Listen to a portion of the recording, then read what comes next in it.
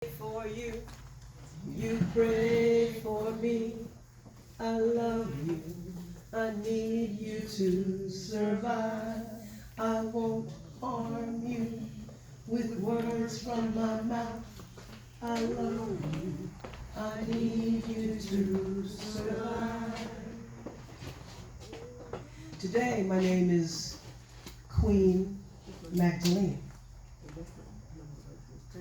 Today I'm going to share with you a memorial to me, because the Bible states that I am as important as can be.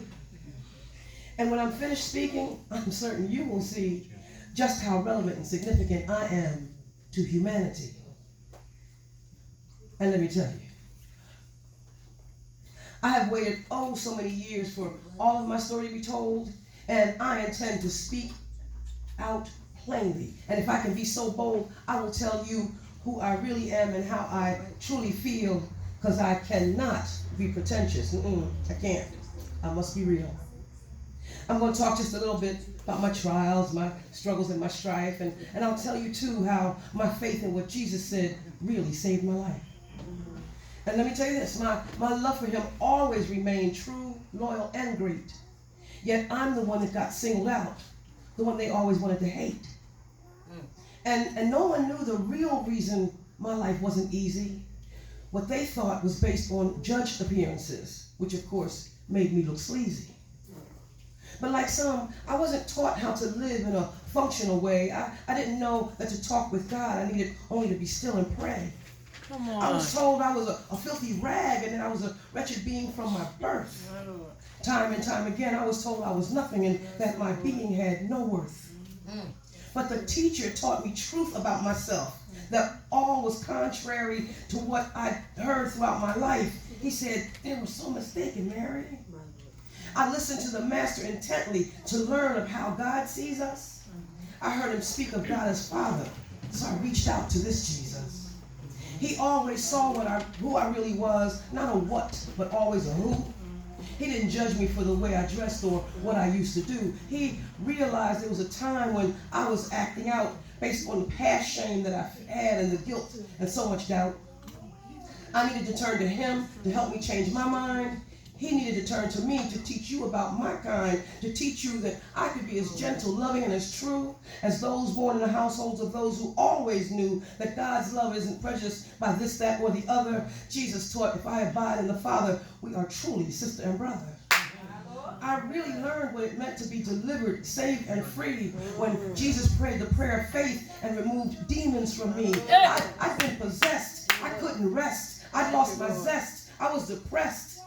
But after the caring and declaring warm and loving breezes of Jesus, I stopped cheating, stealing, selling, left those places where I was dwelling. I sought for what I'd always fought and bought into what the master taught. I learned that old things could pass away. I was a new creature, and that if people would stop judging me, I could become their teacher, because I developed the Christ mind. I became one of his kind. I was a follower of Jesus' discipline. I learned to pray to God, who is always within. My name means woman of Magdalene, which means high tower. I'm a woman of truth and strength, exhibiting God's power. Though people speak my name and say things about me that are mean, I am assured by the master teacher of the strength of this Magdalene. I have been born again as a queen. I learned to live a life serene. Do you recall when folks told Jesus Lazarus was dead? Remember how they said Martha was all up in her head with worry and complaining, focuses on death diseases, while her sister kept her cool, keeping her focus all on Jesus? People heard that Jesus wept, so they knew of his loyalty to his friend Lazarus, his sisters Martha and Mary. And it's recognized that Mary's faith held fast essentially. But what people very seldom know is that Mary is me. Jesus told my sister Martha she was troubled in her heart. He said that I had the one thing needed, that I had chosen the good part. He said that what I had chosen would never be taken away.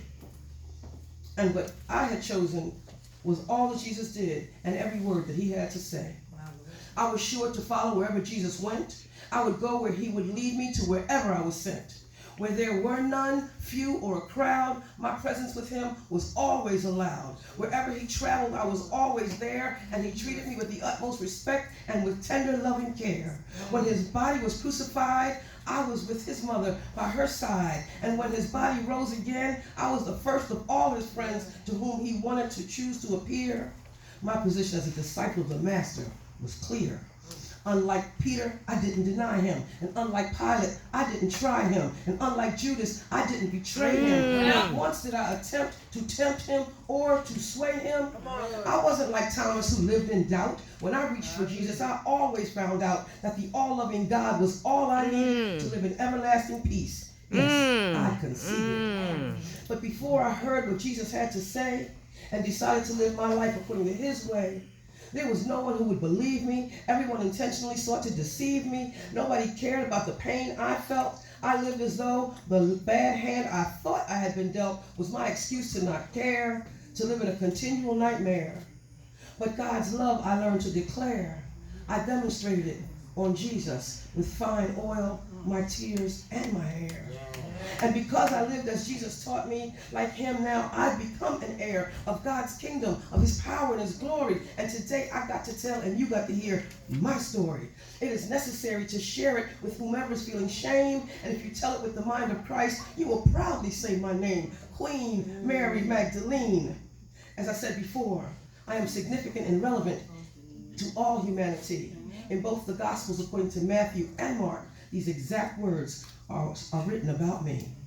Wherever this gospel is preached in the whole world, what this woman has done will also be told as a memorial to her. And so it is. Amen. Yeah.